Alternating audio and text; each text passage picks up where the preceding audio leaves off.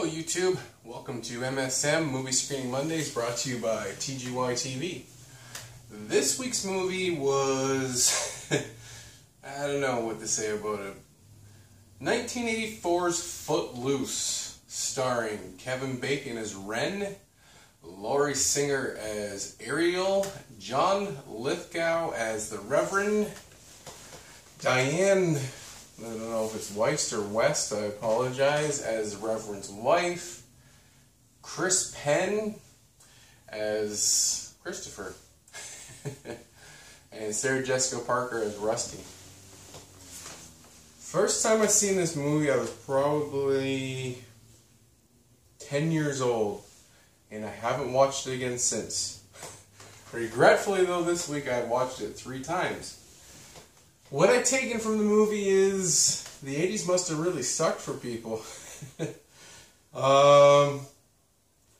When I think 80s movies, I think big hair and bad music.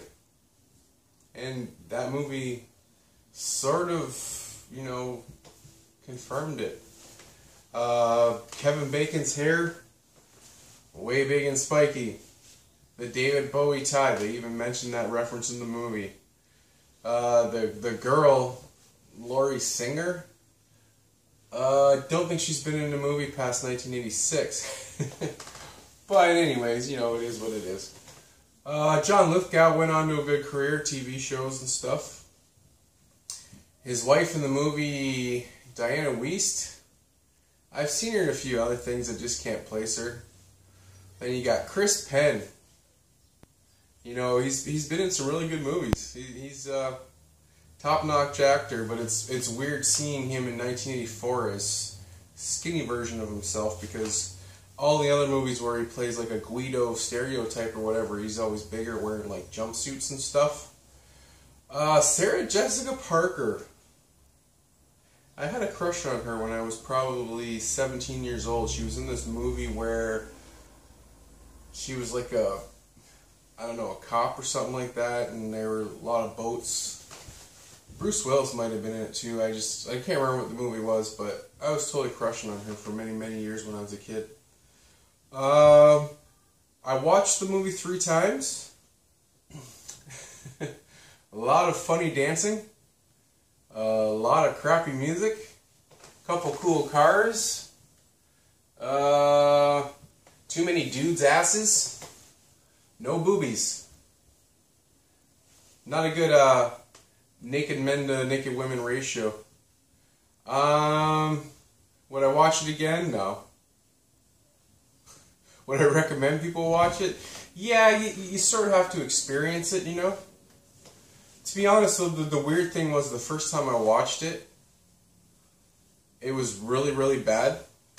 The third time I watched it, it was still really bad, but I tried paying more attention to like the John Lithgow character and stuff than the Kevin Bacon, you know, Laurie Singer character kind of people and stuff, because the transformation of his character at the beginning versus the end of the movie, it's actually good, you know.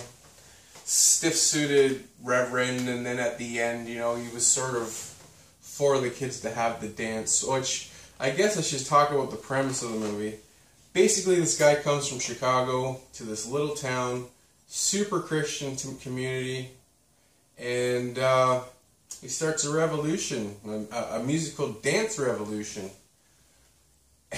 They're not allowed to have music, they're not allowed to dance, because apparently there was this concert and some of the kids from the school were at this one summer, and some kids got in an accident because of some alcohol. So they refer music and dances as drug-induced alcoholic rampages, which a lot of times they are, in real life anyways. So basically the town puts a ban on dances and music, which is kind of weird, but I guess in a small hick town you can do what you want, right?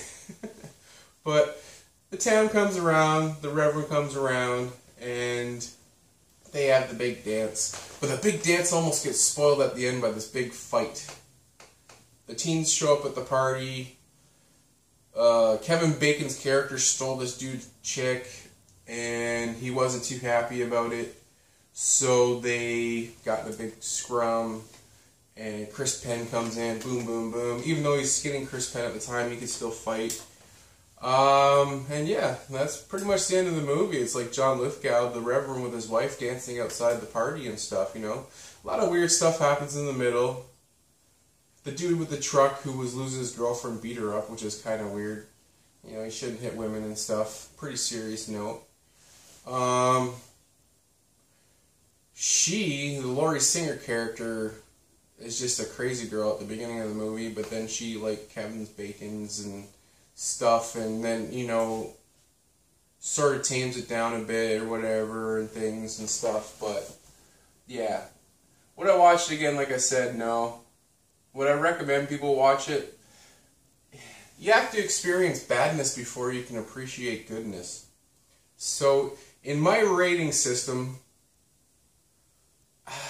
I'll give it 1 thumbs up because I did watch it 3 times, and it was a good filler of time and background noise. And I'll give it 1 middle finger just because it was horrible. The 80s just, it took every 80s genre and just made it worse somehow. But anyways, watch it if you have time to kill and nothing else to watch. Just so, like I said, you have to watch badness to appreciate goodness. So, next week's movie is going to be